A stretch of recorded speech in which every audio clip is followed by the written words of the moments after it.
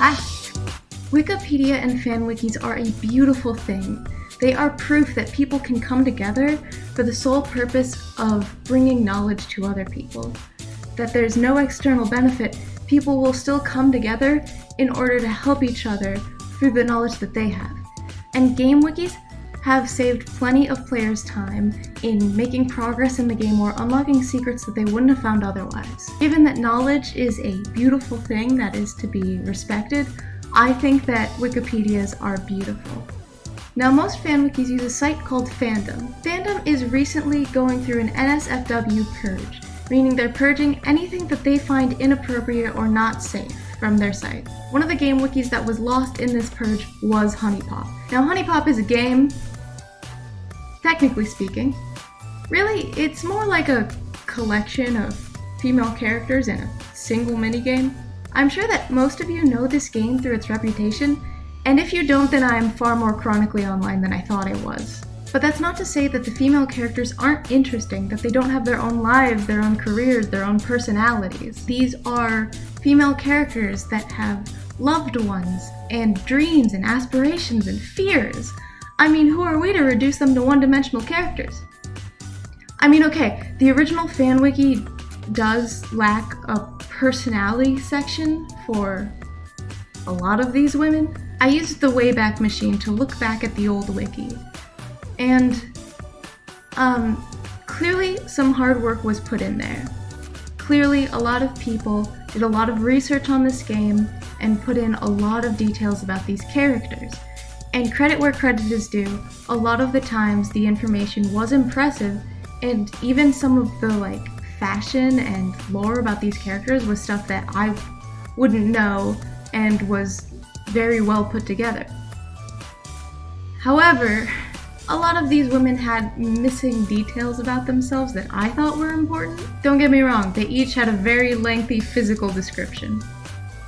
That wasn't exactly on my priority list. These characters have struggles and conflicts. I mean, they're human beings. Other than Q and Venus. And there's also a cat in there. Yeah. There's also an alien. I want to talk about the goals, the aspirations, the fears, the backgrounds, the hobbies, not Q's hobbies, of the women of this game. Surely, I can make a space where these women are respected and empowered. In this very normal games wiki. So first things first, we actually have to make the wiki. Now, the obvious name of it would be HuniePop. But even though the site is actually closed down and the wiki doesn't exist anymore, Fandom will claim that HuniePop is already taken. So the URL is already registered, despite the fact that the URL doesn't work anymore. So I'm going to have to get around this some way.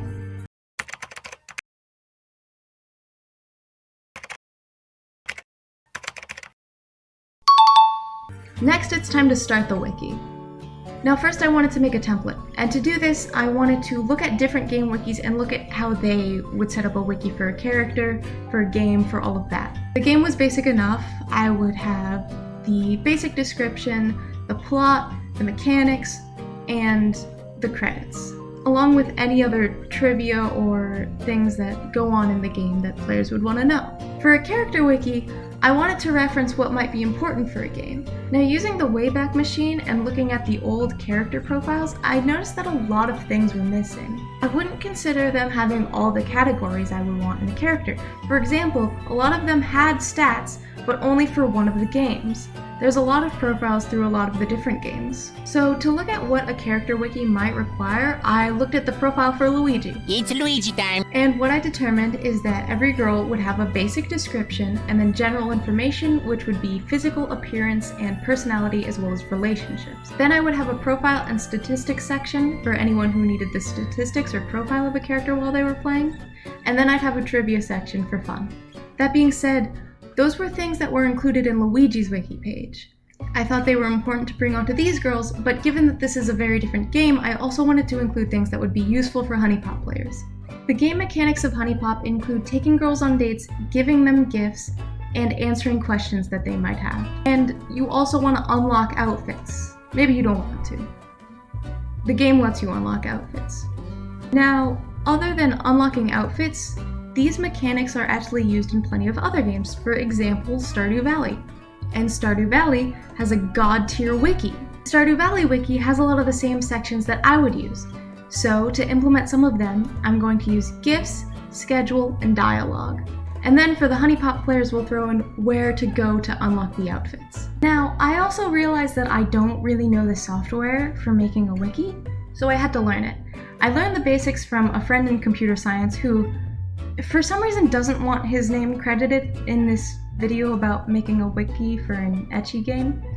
Unlike me, I have no shame, as I have just revealed that I know the fancy name for a porn game. Once we've learned all that, we can actually start on the wiki. So let's start on Aiko. Now, something that the original wiki using the Wayback Machine fails to mention is that Aiko has a master's degree in mathematics. She's quoted as having 6 years of college, which is not the same. The wiki also states that she might have a PhD because she works as a professor, but in actuality she works as a substitute instructor. All that they would need would be a master's degree. I don't know if she's currently on her way to getting a PhD, but I do seriously doubt it because she seems very jaded about the education system and academia in general. And I feel you, girl. Now, Aiko is very burnt out by her higher education. She seems done with it and like she doesn't like her job teaching. However, she still is humorous and sarcastic and has a fun kind of sense of humor and side to her. She's described as joking through the pain and her own misery, which is completely understandable. She's working in higher education. She also seems to have a hard time living up to the expectation that the former professor left her with. She's very insecure that her teaching isn't really comparable and her predecessor did a much better job at it, which, if he was a professor, he probably did because he has a PhD at this point. She's formed a gambling addiction and can be found at casinos most nights. Aiko is my favorite character. She has a lot of charm, but she also clearly has a lot of struggles and challenges that she's facing. She's a character who has clearly been through a shift as someone who clearly loved academia and education and someone who's now burnt out on it and doesn't want to be in it anymore. She is a complex and interesting person. And why does it say she was fired for sexual misconduct with her students? Well, okay, here's when I talk about HunieCam Studios, which is not canon. Other than just getting facts about its own characters wrong, like measurements and ethnicity, it also just has characters do things that are completely out of character in order to make the premise for the game work. And we will talk about that game later, but to summarize, basically, you are put in charge of a cam business, and all the girls you love are in that cam business, which is weird. Girls that are very much into monogamy and are very closed off sexually, as well as characters who are actively trying to avoid going into a business like this, are just put into this business because we have to make the premise work somehow. I'm not saying this could never happen, but some major life events would need to occur in order to make this happen. And also, this clearly isn't a real time because while some girls are aged up, others are aged down. It doesn't really make sense. So, if no one has any objections, I'm just gonna go ahead and ignore that line about sexual misconduct because it's in a game where all of the characters have lost their jobs for seemingly stupid reasons. So I'm gonna put it in the wiki, but I'm also gonna put a line in about that not really being canon to the original HuniePop universe. Anyways, now we move on to the appearance section for Aiko, and I gotta say, what are you wearing? Honey, why are you wearing a tie if there's not a collar for it to go around? You just look like a toddler. There's a quick relationship section and then profiles and statistics. Now we are going to put the profile from HunieCam Studio in there, which was in the original wiki, but we're also going to put the profile from HuniePop. Now the profile section will contain facts about the girl. The girls will expect you to remember these and recite them back to them. So for example, we're going to want to remember a girl's favorite color, her favorite season, what her hobbies are, what her occupation is. Don't look at that one. Her education, her height. Luckily there are a lot of cheat sheets online that help with this, so we can speed up the process by looking at those. Now we're going to put in what gifts they like. Now every girl has a set of loved gifts and 2 sets of like gifts, as well as a set of unique gifts. We'll talk more about gifts later, but all you have to know for now is that love gifts gives you more points, liked gifts gives you points, and unique gifts usually gives you a little prize. Now we'll talk more about these gift types later, but what you need to know is that giving a girl all of these will give you different points. And just so you know, Aiko's unique gift type is all of Japan. All of it. We also want to include the date locations that you can unlock outfits, as well as her entire schedule. No, it's not creepy, I'm just being efficient! And as well as all the correct answers to the questions that they will ask you. Every girl has a set of questions they will ask you and that they'll prefer for you to answer in one way. So Aiko will ask you what your dream vacation is like. If you're a political person, what's your longest relationship? And she's overall just looking for a very chill person to be with, so your answers are something along the lines of, I'm not political, I don't really care about what goes on there, my dream vacation is staying in, and my longest relationship maybe a year and some change. So, you know, just don't be too truthful. And with that, that's trivia, and that is one girl down. Our next girl is Audrey, who might have the most intricate outfit of all time. Audrey, please tell me why you have a black rose hair clip with a white veil and a black ribbon. Tell me why you have a random bow tied around one of your ankles. Tell me why you only wear one elbow-length white glove that is fingerless and has one line going down the center. The old wiki didn't even realize she was wearing a corset. That's how detailed this outfit is. After that, I write about this woman's personality and... oh boy. Now, I'm on my feminist run of HuniePop, right? But this girl... it's very hard to be feminist when this girl describes herself as a bitch and the game describes her as the mega bitch. She yells at customer service people. I have no excuse for her. My appearance section was threatening to be longer than my personality section on this one, but with this we're done with Audrey. But it's okay, because our next girl is Belly, who is just a sweetheart. Belly has 2 default outfits, which makes the appearance section kinda long, but luckily for us she has a wonderful personality. She's a very spiritual person who comes from a Hindi-influenced background, but she herself isn't religious. She works as a yoga instructor and loves the outdoors. She's going to ask the player very meaningful questions. What do you think about war and disease in other countries? Do you think there's life after death? What do you think happiness means? She's very open-minded, so a lot of the answers that you pick don't even need to correlate to Belly's own beliefs. In fact, the wrong answers to these questions are usually the ones that sound a little bit insensitive or will laugh off the question she's asking. Belly is always out of town on weekends, and honestly, I have no idea where she goes, so if anyone does, please let me know. And trivia time, Belly is the only main girl in the first game who doesn't swear, and that's Belly off the list. Now Jessie is probably the most interesting character in the franchise, and you can date God. In fact, the original wiki gave her a personality section, and it was multiple paragraphs long. Jessie is an adult film actress and also a single mother. She makes an appearance in every single HuniePop game up to this point. In the first HuniePop game, Jessie's relationship with the player is very transactional. She's looking for money and a fun time, and she doesn't really have any emotional connection to the main character. Her relationship with her daughter is pretty rocky. Her daughter's name is Tiffany, who is a dateable character in this game. It's morally questionable. Even without the Mrs. Robinson dynamic going on, Tiffany kind of resents her mother. Now, Jessie is a character who has worked very hard to support her daughter and has gone into an industry that tends to be a little bit rough. Still, Jessie is overcompensating for the loss of her youth now. She likes going out and drinking and dating around, which her daughter doesn't appreciate. 2 years later, Jessie has lost a lot of that attitude. In HuniePop 2, Jessie is a very different character. Her life has been on the decline. Tiffany and her have an even more rocky relationship. The industry has kind of left her in the dust because she's gotten older. She has depression and emphysema, which seem undiagnosed. In the first game, her questions towards the player are a little bit self-serving and vain. But in the second game, she asked the player if they missed her. She asked if they would like to meet her daughter someday. And they even ask if they think that, they'd like to get married to someone significantly older than them, referring to herself probably. She even asks if the player thinks her life would have been better if she had chosen not to have her daughter. And the right answer to that question is shaming her for even thinking that.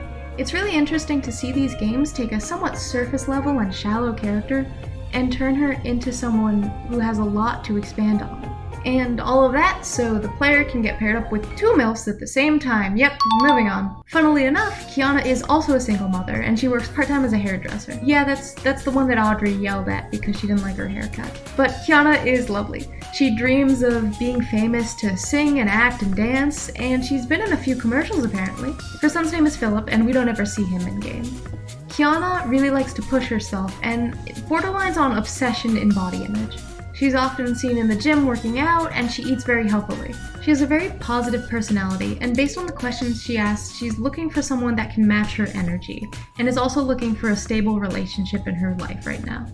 She's looking for a partner who's willing to support her dreams while she can still be independent, but while she has someone supporting her. You go, girl. Trivia fact, she's the only girl in the first game to wear earrings, and that's Kiana off the list. Our next girl is Lola. She's a flight attendant at Tropica Airlines and likes sports. She's got a bachelor's degree in business administration, which we can see being used in the second game when she starts her own small business. Her hobbies kind of switch from sports into sewing and fashion, but 2 years have passed. She's got a busy schedule and is always looking to better herself and her career. In HuniePop, Lola will be out of town for days at a time, probably because she works as a flight attendant. She also has a very meaningful, friendship with Jessie. I don't think it would be too far to call her Jessie's rock in life. She's willing to support Jessie, and she knows deeply about her relationship with her daughter. This could absolutely be seen as a wonderful friendship that's very supportive and nothing more. In the first game, these two already had little pet names for each other in the first name, like Dollface and Sweetie. Hey, lover. I'm sorry, honey. Won't happen again. How have you been, my darling? Love you, baby. Mwah. They also have Girls' Night Out, in which apparently they've definitely made out on them. Multiple times. Denial is a river in Egypt. Your husband is gay. Look, I know you're a fashion designer, but this is a little too far in the closet, hon. Of course, the original wiki actually makes no reference to this kind of tension between the two. The historians will call them best friends, but I'm calling this one how I see it. You're not going to make me sit here and drink all by myself, are you? Rachel, I'll call you later this week. Girls' night out all the way. Moving on, our next girl is Nikki, and Nikki's favorite color is beige. Just thought I'd lead with that. This blue-haired gamer girl hates everything, which is fair because she works as a barista. We've all been there. Her first interaction with the player is telling them to go away when the player tells Nikki that she's not like other girls. When they don't go away, Nikki leaves. Good for you, girl. But then she immediately comes back and says the player can keep her company and you can immediately ask her on a date. God, Nikki, you were so close to getting out of here. Nikki is probably the character in the game that doesn't want to date you the most. Which is crazy because Audrey is right there. I think that Nikki could really benefit from like a friends to lovers arc. Unfortunately, I don't think this game cares about arcs very much. So the player can just keep talking to Nikki until she goes on a date, which she will begrudgingly agree to. And that's Nikki. Our next girl is Tiffany, Jessie's daughter. Yay! Yes, it's weird that you can date both of them at the same time. No, I can't do anything about it. Tiffany is trying to avoid her mother's lifestyle, but despite that she likes going out with friends and partying and drinking, despite not being the legal age. In America, at least. I don't know, this game could take place in Ireland or something, but feels very American. She wears a little schoolgirl uniform, which is weird because she's in college, which I know doesn't have a dress code because have you seen how the professors here dress? But she's a cheerleader, she gets good grades, she doesn't know what she wants to go into yet, but she's getting her gen eds out of the way. Good for her. And due to the fact that I'm uncomfortable by the fact that I'm also dating her mom, I'm gonna move on. That's Tiffany. Well, that's all the women in the first game. Oh, sorry, that's all the human women in the first game? Next we have Q. You probably know Q. She's the mascot of the game. She's also a love fairy. She's from Sky Garden. Don't ask me where that is, I don't know. Is it a metaphor for heaven? Who's to say? She serves as the game's deuterogamist, which is a real term that the original wiki used, so good for them for using a word that I had to look up. And Q is hard to talk about without getting demonetized, because Q has a very one-track mind. And that track is going straight to horny jail. The more interesting part of Q is that she's a love fairy, which apparently feed off of love, similarly to how vampires feed off of blood, which raises several questions. I would assume that this somehow sustains her life and feeds her. So that's why she's helping the protagonist, which raises several questions about the state of dating and love in the world. Like, if you're just an old married couple, is there just a love fairy following behind you, forever sucking the love out of you? Does it disappear, or is it just like, is it tangible? And that's like most of what we know about Q, other than the fact that she's a little creepy, and she's also very much into all of the girls you're dating. So, that's Q. Also, Q is 384 years old, which is somehow 22 in human years, which I don't know if that difference is by species or planet, but either way, she's of age. Speaking of which, the next character is Momo. She's a cat, or at least she thinks she is. It's concerning. She has no last name and does not know what planet she came from, which is disappointing because really the only answer I needed is here or not here. Like, I need to know if this girl is an alien or if she just needs a lot of therapy. But she is canonically 1 year old, which the game states is 18-year-old in cat years, but that's, yeah, I'm playing it safe and staying the hell away from her. It doesn't help that the achievement you get when unlocking her is called bestiality. But at least our next girl is clearly not from here. Celeste is an alien from the planet Tenderside. She's 32 years old, and I think that's in Earth years. She quizzes you on space facts, which is fun. That's really all I got for her. Well, other than the tentacle photo that I cannot show you. This game doesn't exactly have a final boss, but if it did, it would be Venus. Venus is the goddess of love, though originally Venus was born as a love fairy. Which raises the question, can godhood be achieved? Apparently, Venus started as a love fairy and had to work her way up into godhood, which means that gods are made, not born. I'm unaware whether gods in this world are given godhood or whether they achieve it.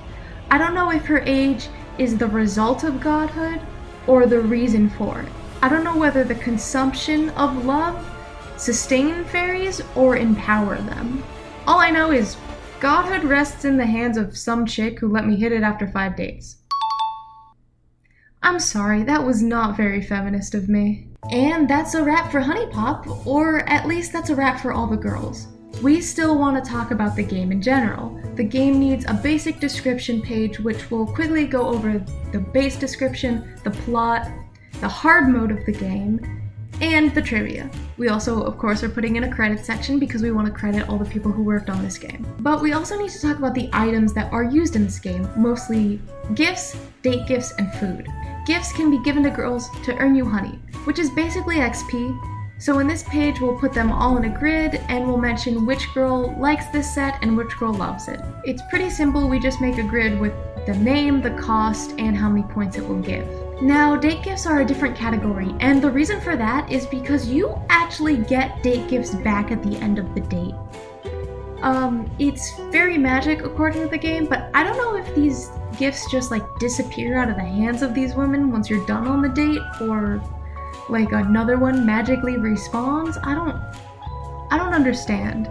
You can give these gifts to whoever you want, they'll accept all of them, but they all have a different effect on the actual date minigame. Some will cause some kind of effect on the date grid, or will cause a status effect. So you use these to make your game of Candy Crush a little bit easier. For example, during your tutorial date, Q will give you a stuffed bear. You can give this bear to someone to turn broken heart tokens into passion tokens. As you can probably guess, broken heart tokens are bad, but passion tokens are good. So after writing out some of the categories which don't really matter in this game, and putting all the date gifts down, that's date gifts in the bag. And the final thing we need to do for these games is achievements. Now, these are pretty self-explanatory and a lot of them are ones you would guess they would have, But there are some special ones that I want to talk about. Hard ones include spending the night with every main girl without ever failing a date, never giving a girl alcohol, never talking to any of them, and winning a date with 20 moves left over. And finally, we are done with HuniePop. Did I mention that there are 3 games? Let's take a quick intermission to talk about HunieCam Studio. Though it's technically not a canon game to the franchise, we should go over it real quick. And to do this, I actually sat down and played this game.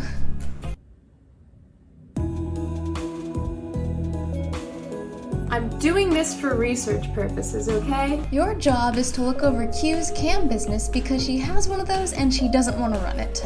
Alright, look. If you want this gig, you gotta listen to I don't really want this We gig. both know I'm doing you a solid by letting you manage my You're not. I'm doing a wiki. I have a reason to do this. Let's keep it 100 here. This is the closest you're getting to female interaction right now. I'm a woman. I have friends. By the way, you're not getting paid for this. $5. I know how clicker games are. Clearly this girl is new to camming. I mean, look, Didn't she get paid it's like a start, $1 an hour? But if we're gonna make it in this industry, There's no we way need that's a fans. livable wage. You know, But what you have to do is click on stuff. It's a clicker game. You can hire the girls from the first game or the second game. There are only 3 girls in this game that aren't in the first or second game. Those girls' names are Renee, Nadia, and Marlena. Renee is a struggling actress trying to make it big, but she's gotta start somewhere. Nadia used to be a Russian escort, and Marlena, well, she's described as a blonde gold digger. But you also have to pay her $235 an hour at her starting rate. So, I did not get her in the game, actually. the new fans. I know how Alright, clicker so games here's the work. deal with It's fans. okay. Each new fan we get has a preference. Everybody has their kink, their fetish. Oh. I'm sure I don't need to explain what a fetish is to a sick freak like you. I'm but making it's a important wiki. to go over anyway. I'm making a wiki. I can I'll show you explain. what I mean. All of the girls you can hire have lost their jobs, need money, or are heartbroken. Yay! Other than Kiana, she still works part-time as a hairdresser. Good for her. Let's have our girl do another cam show. Only this time, I'm gonna show you a special technique I call finger blasting. If you click on a building while a girl is there, it'll rush the activity so it's completed faster. It's pretty useful. It's called Focus on the jitter show as clicking, normal. you fuck. Drop I still can't believe these girls charge, at the very least, $1 an hour. That's not enough. But higher talent and style levels do come at a cost, as she will usually demand a higher hourly rate. Is $2 a high hourly rate? God. So, you better be sure we can afford to take her on board before you go off hiring a That is total not babe. minimum wage in any state, actually. The girls that are introduced in this game include Brooke, Candy, Nora, Leilani, Lillian, Sarah, and Zoe. They're all kind of one-dimensional in this game, but we will see them later in HuniePop 2. The only thing we really need to talk about for this game is the credits, the hard mode, and the achievements. The trophies look like... The game is That- cheaper, but I think the gameplay's harder. The more fans, the better. Well, the trophies are very phallic, so I can't show them on screen, and I did not show them in the wiki, but you get different ones for how well you do during the 21 days that you are in charge of the cam business.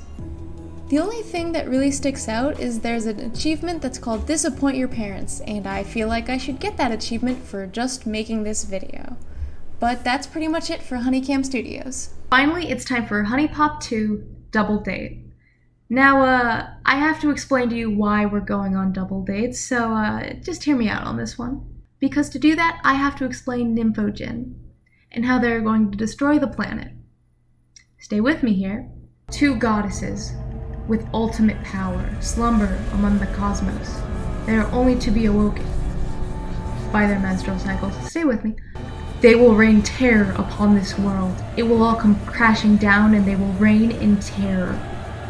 Unless a hero can come along, one human must satisfy them sexually. Stay with me. The only way to end their reign of terror, to make sure that it never occurs is to have a three-way with these chaos gods stay with me, and to do so, we must have three-ways with several other women in order to obtain fairy wings, because fairy wings will make a volcano erupt, which will awaken the Nymphogen before their periods, so we can sleep with them, so they will not destroy the world.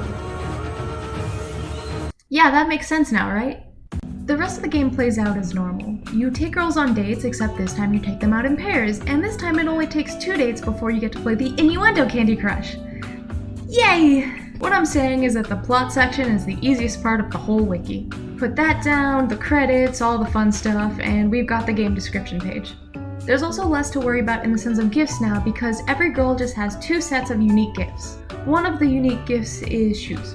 I think that this one surprisingly has less achievements, but it also has some pretty hard ones. There's one that requires finishing a date with both girls to have full passion, sentiment, and stamina. It only has 1% completion on Steam. I guess the players aren't really here for a gameplay challenge. I wonder what they are here for then. Hey look, it's our girls! We get reintroduced to Lola and Jessie here. Hi guys! Is it a surprise to any of you that these two have so much pent-up tension that when I take both of them on a date, all they do is talk about how they make out occasionally? And wow, shocker, the 2 girls go at it very willingly, and I kind of feel like I'm just standing here, like I didn't really do anything. Like, I don't know if these fairy wings are earned, but I did it. Well, I'm glad that these two are working something out. One of the first girls you can meet is Leilani, who is an absolute sweetheart. She's a lot like Belly. You can even dress her up like Belly if you're weird, but she's a hotel clerk as well as a licensed massage therapist of Lovely Hotel. Her baggage consists of sheepish and old-fashioned. By the way, baggage is something that will affect the date. It tends to be issues, medical issues, or boundaries that the girls will have.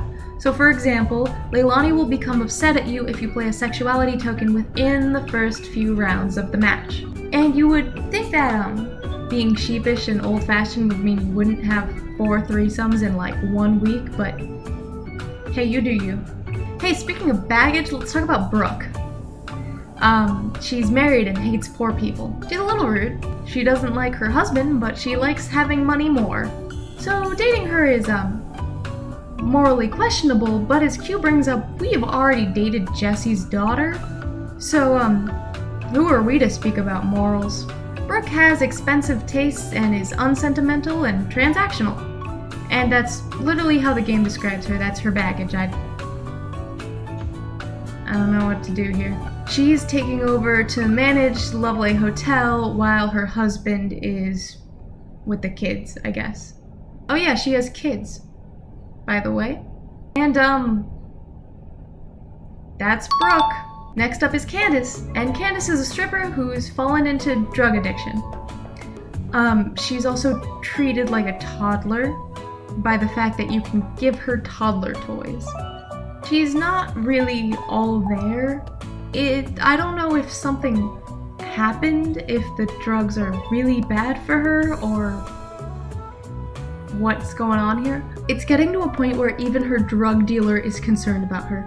By the way, this is her drug dealer, Nora. Now her outfit from HunieCam Studio is called Chola, which used to be a derogatory term for people of mixed race that tend to be Mexican or Native American, but has since been reclaimed and is a popular subculture. I will say the outfit originally called Chola does fit the aesthetic, stereotypically, of the subculture. This subculture has gone through a lot of criminalization.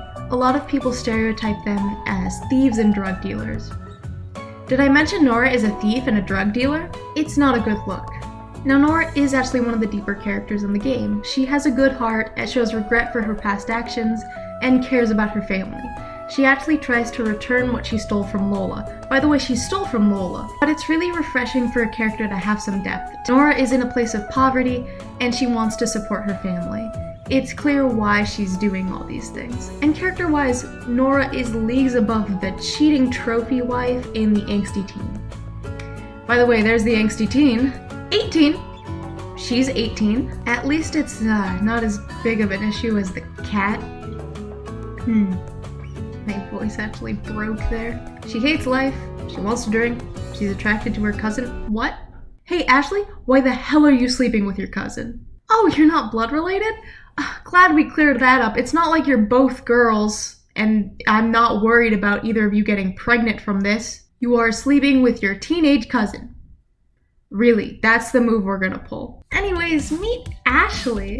She's chill and cool and sleeping with her cousin. She's cool and casual. She's a fashion model and she's in a band. And she's also sleeping with her cousin. She has commitment issues due to previously being engaged and enjoying her newfound freedom to sleep with her cousin. She prefers casual relationships and is open to pretty much anything. Like, you know, trivia fact, she's the lead artist Sosie. That's Ashley. Zoe's cool. She was originally written in HunieCam Studio as an annoying millennial who sexually identifies as a cyborg. I'm quoting. That's what the air quotes are for. Her original voice actor actually helped rewrite the character to be a much more interesting and likable person. She's not credited in the writing credits though. Now, Zoe is kind of psychic, or something. She has prophetic dreams, she can sense thoughts in the air, and she's aware of the Nympho Gym and also the love fairy that's following you around. How? I don't know. She claims that her knowledge comes from higher up. Maybe she has an in with Venus or something. She's also afraid of water, even though 2 of her 4 required dates take place in pools. Also, Zoe officially beats out Audrey for the most complicated outfit. Please tell me why you're wearing noodle party dreads and why there's a tube in the back of your head. I can't even see your legs and you're already too complicated. So Zoe might be a robot. And at this point in the video, I'm fine with that. Especially when our next character is Sarah, or Suki, as she claims is her Japanese name. This character is a giant weeb, which is fair.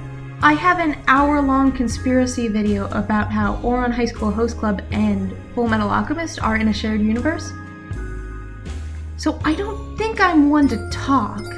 No, the problem that I have with her character is that she assumed that Leilani was Japanese with literally no evidence other than she's tan, and literally never gave Leilani the chance to correct herself. Also, they sleep together. Don't ask me why. Honestly, the less I focus on this character, the better. Next is Abia. Again, there's a lot to tackle here. She probably has an even more one-track mind than Q, and that's saying a lot, and I'm really trying not to get demonetized here. She is touch-starved, she is attention-starved, and boy does she show it. This woman is a walking innuendo machine. And again, Q is right there. It's said that she comes from a strict religious family and that she left there in order to kind of escape from that kind of lifestyle, which is fair considering how she acts in the game. She seems very openly queer, which makes sense in a game about having 3 ways with women. She seems very openly queer and very openly active. And she makes it clear that that kind of lifestyle wasn't really supported by her parents, so she left, which is fair enough. She works at airport security in the Ina de Puna airport. Sorry, I just realized I never told you the name of the island. The island is called Ina de Puna. It's really a great place for Abia. Fun fact, Abia won't drink talent smoothies because they're blue, and historically, a lot of Arab cultures tend to avoid blue.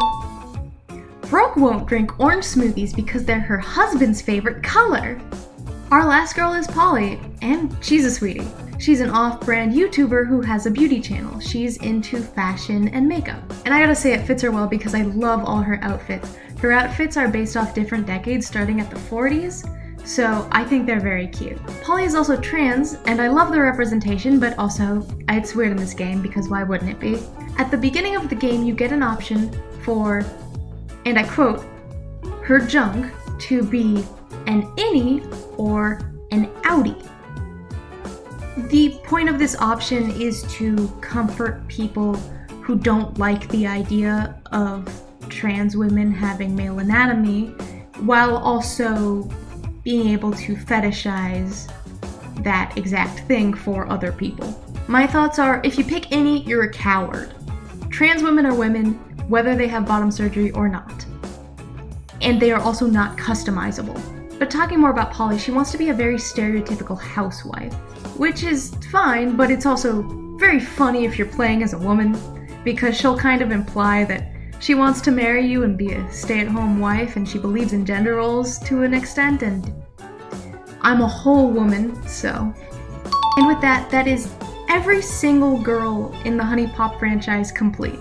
I really tried to expand on their careers and who they are as a person, and I did my best. Still, I believe that every female character should be given the respect that they deserve, and that every game deserves an encyclopedic, comprehensive guide, because knowledge is beautiful. Even in a game where you buy a whole nurse's costume in order to up your sensitivity. Is the HuniePop Wiki up by the time that the video releases? Yes. Will it still be up by the time that some people are watching this? I don't know. Will I put this wiki back up if it gets taken down? No. I'm lazy. But if people ask nicely and there are sites that would keep this up longer, I'm willing to put it up there. If I'm your hero for making this wiki, please don't talk to me if you see me in the streets. And if you are absolutely disgusted by my actions, that's fair. Thanks for watching. I actually have made a genre analysis of dating sims, and I briefly talk about HuniePop in that. So if you want to go see that, go check it out. I use a lot more academic research than I did in this video, and I think it's interesting. I also make content about other video games and video game movies. I'm very into visual novels and cozy games. So if any of that sounds like what you're into, maybe subscribe or leave me a comment about a game that I should cover that I sound like I would be into it. I don't know. This challenge was actually kind of a blast for me, so if you want to see more HuniePop, let me know. And also, if you never want to see this game again, also let me know. Thank you. Bye!